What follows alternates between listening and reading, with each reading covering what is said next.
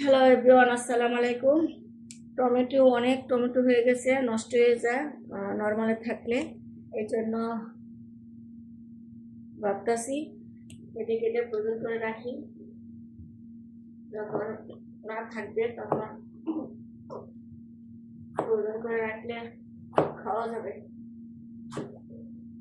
নষ্ট করে তো লাভ নেই, কিন্তু টমেটো ভালো তো।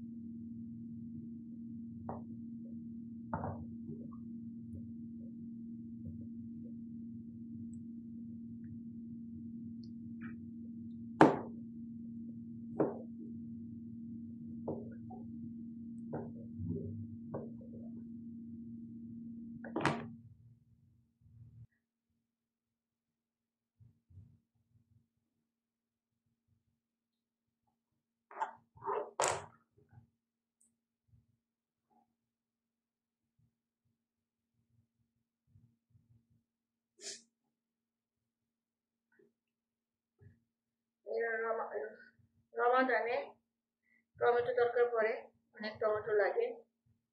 ওই যে বুট ভাজি করলে লাগে। তারপরে রমজানে তো বেশিরভাগই সবজি ছাড়া তরকারি রান্না করা হয়, টমেটো দিয়ে বোনা। হ্যাঁ, এই জন্য টমেটোটা বেশি লাগে রমজানে।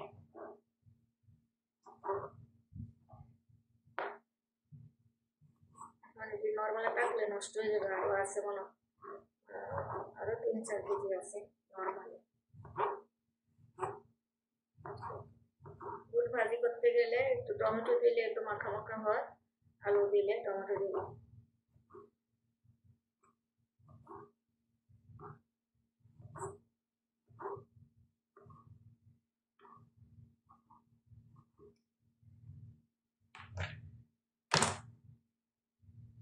ডিপ ফ্রিজে রেখে দিব।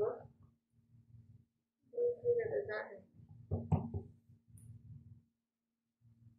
যে এখন আমি ডিপ ফ্রিজে ফ্রোজেন করে রাখবো।